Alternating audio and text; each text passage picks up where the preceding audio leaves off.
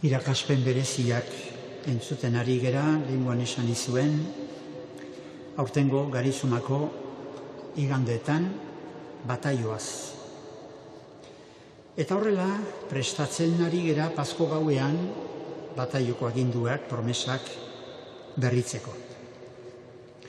Joan zen igandean, Jesusek ur bizia, espirituaren doaia ematen digula ikusi genuen. Gaurkoan berriz, Jesus egiazko argia degula. Jesusen hitzak argiturik bizi gerala. San Paulok esan digunez, Jesus ezagutu baino lehen ilunpetan benbiltzan gu ere, jaiotzez itxu izana bezala. Gizon emakume asko oraindik ere tamalez ilunpetan dabil. Jainkoaren beharrik ezertako ez duela uste izateak, material zalekeriak, irabazi edota atsegin utxalaren bila itxuturik ibiltzeak, besten axolarik ezak, ilunpetan murgiltzen du pertsona. Askokala ere ez du ilunpe horren lotura, latza, eten nahi, ez du argia ikusi nahi. Jainkoak orde ez du inor ere ilunpetan galdua utzi nahi. Evangelioko itxuari bezala, gizon emakumeei, baita argia inoiz ikusi ez dutenei ere, argi egin nahi die. Hortara bidali zuen bere semea. San Joanek esan digu, uraskaren izenak hain zuzen, horixe esan nahi duela, Siloe, bidalia. Eta Jesuse jainkoaren asmoa betez, gizaki berria. Jainkoak argitua sorrarazi zuen. Bere txistuz, txistua ere biziaren irudia baita, bere txistuz diot loia egin begiak igurtzi eta uretan, bataioko uretan, garbiaraziz. Jesusek denei nahi dizkie begiak argitu. Jainkoa nola maite dituen ikusarazi, nolako salbamen asmo pozgarria duen denentzat. Denei nahi die erakutsi bizi beterako bidea, jainkoaren adiskidetasunerako bidea. Horregatik esan digu Jesusek, ni naiz argia. Ilunpearen, hau da jainkoaren aurkako jarreraren loturatik, askatu nahi gaitu. Argitan, bizi gaitezen da zoriontsu izan. San Paulok esan digu, argitan bizitzearen fruitua zein diren, onizatea, zuzentasuna, egia.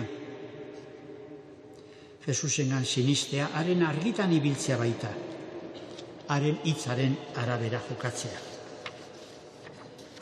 Bataiatuari betidanik argitua deitu zaio. Gu gehienot txikitan bataiatu gintuzten, guk ezer egin gabe jainkoa bere seme eta alabatzat egin hartu gintuen. Doai ikaragarri hori egin zigun. Une oso garrantzitsua izan genuen ura. Betiko markatu begintuen espirituak.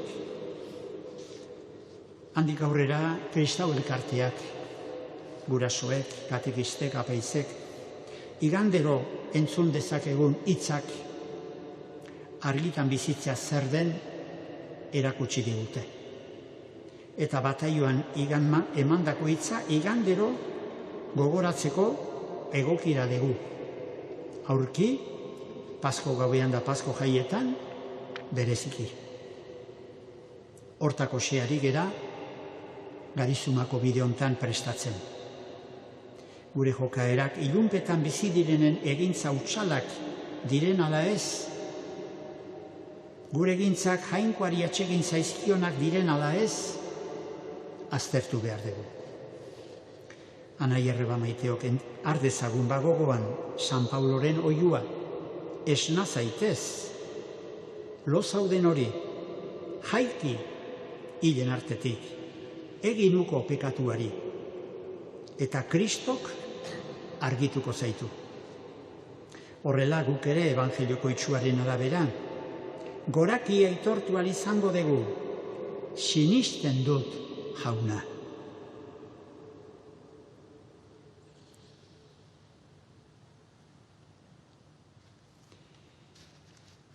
Aurten, San Joseren festaburua ez dugu gaur ospatuko, martxoaren 19an bihar baizik.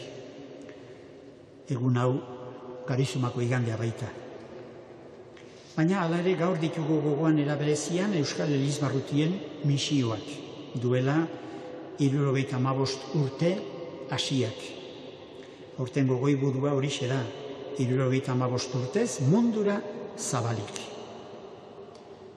Misionari asko ibili izan da misioietan Euskal Herritik joana. Orain ez da inbeste, baino hala ere harremanean segitzen dugu, lankidetzan segitzen dugu, hango kristau elkarteekin, eta egun hontan eraberezian, gure otoitzez eta gure diru laguntzaz, elkartasuna agertu nahi diegu.